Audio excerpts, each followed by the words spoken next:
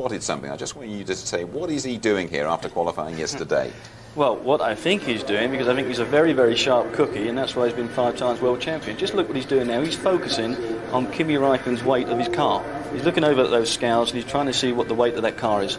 It may not give them an advantage today for the race, but it does tell them a number of things and it gives them valuable information. They've now got the handle on what McLaren are up to on the weight of the car, what fuel they're running. Ralph pops in, his head's there, look, he doesn't really get a clue what's going on. There's a difference there between Michael and Ralph for me. McLaren aren't going to be very chuffed with that, are they? No, they're not at all. I mean, that's not the game. It's not really meant to do that. But as Mark says, it's classic Michael Schumacher. They're meant to go right through there and upstairs to the press conference. And there he is standing, I mean, getting his notebook out there and turning down the way. Expect to see a camera at any moment, didn't you? Anyway, he assigned...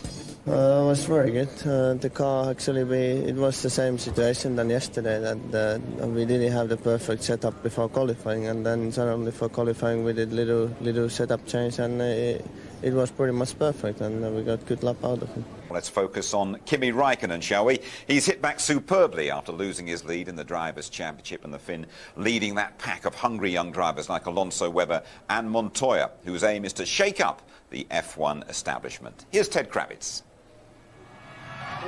Kimi Raikkonen's first Formula One pole came right off the back of one of his poorest qualifying efforts. In Canada 2 weeks ago, Kimi tried to take the first corner a full 15 kilometres an hour faster than he'd ever done before. He paid a high price for his youthful exuberance, the loss of his championship lead and a talking to from the boss. We've spoken a little and I mean all I can say is really the results speak for themselves. He did a great job and it's to his credit. What kind of advice have you been able to give him?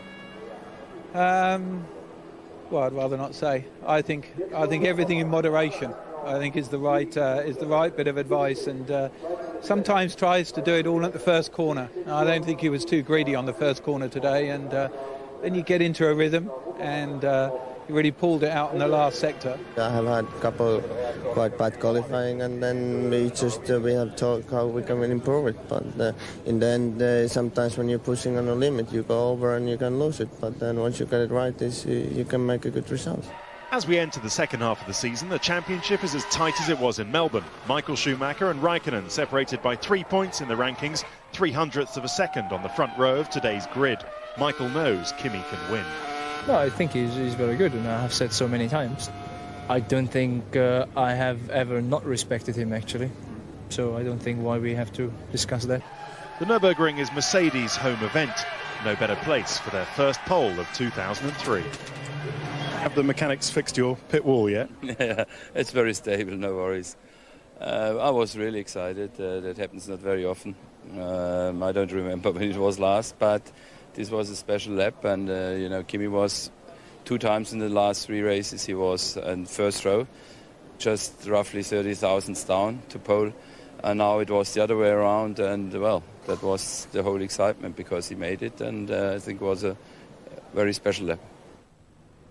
Well, Kimi's pole position clearly demonstrates that the 2002 McLaren is still very competitive. But what about the new car? Now, Martin, I know you've been testing furiously, but the car has been involved in a couple of fairly big accidents. You haven't passed all your mandatory crash tests yet. Is that what's causing the delay, bringing it to the races? A number of things. I mean, as you rightly observe, we've never brought 2 cars back from a test yet, and obviously that doesn't help. We've got a few problems, which are, I think, relatively minor. We've done about 20 crash tests. We've had a couple of problems, and I think we'll sort those. But in the meanwhile, we've got a competitive car, and I think we're not going to introduce a high-risk program all the time. We can compete, we can win races, which I think we can, and we're proving, and we can win a championship. So the more successful you are, the more risk-averse you become with any new program. Do you think we will see it this year, though? I mean, we're about 5 weeks away from the August testing ban. Are we likely to see the car before that? Yes, I think we're going to see the car, and we'll decide in this weekend how we get on in France, and we're testing in Barcelona with 2 MP418s. We think the car's got a lot of potential, and as soon as we're confident we've got the potential and the reliability, then we'll introduce it at the races. Thanks, Martin. Okay, thanks. So then McLaren very relaxed about the appearance of their new car, whenever that might be. I just wondered if David Coulthard is equally relaxed, Mark, because Kimi Raikkonen's success is putting David's relative lack of success in sharp focus. Well, David's got a lot of pressure on his shoulders. He's been the guy in McLaren for the last 6 So we don't know what's going to happen. There's a lot of intrigue here on the grid. Michael Schumacher knows exactly how much fuel is in this McLaren, as you know, because he spied the weight Therefore, he knows how much fuel is on board. I don't know if Kimi's up for a chat. Are you up for a quick word, Kimi?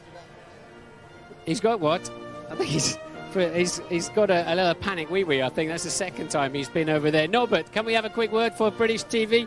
So you were so excited yesterday when Kimi got the pole. Already got a bollocking from Mr. Dennis because I was so excited, but I couldn't do it otherwise. I was really pleasantly pleased on Kimi's performance, and it is, I think, 2 years ago we had the last pole in Monaco. And so we lost it 2 times this year already in the last 4 races with about 30 thousandths of a second. And this time Kimi made it, and that's what pleases me or what pleases the whole team. I think it was well deserved.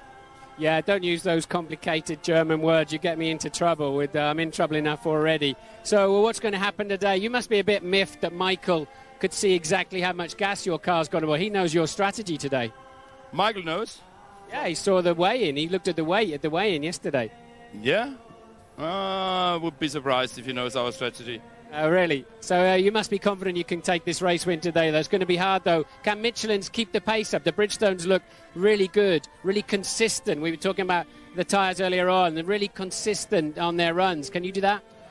Bridgestone looked very consistent. That's what I saw yesterday morning as well. But I think Michelin's are going to be okay. A little bit more temperature would help. But basically it should be a close fight. I think it all depends on the start first and on the first corner. We have 5 cars within 2.5 tenths of a second, which is very, very close. So it's going to be an interesting race, I hope. Can you get David through from 9th? Can you help him? Absolutely. I think if he does a good race and if he has the right speed, he's probably in a position still to finish on the podium. He's a good racer and we support him. You know, he did not get the best qualifying lap, but we are a team and stand together and give him a push and support him. He's a great guy and we're going to help him. Thanks, Norbert. Good luck.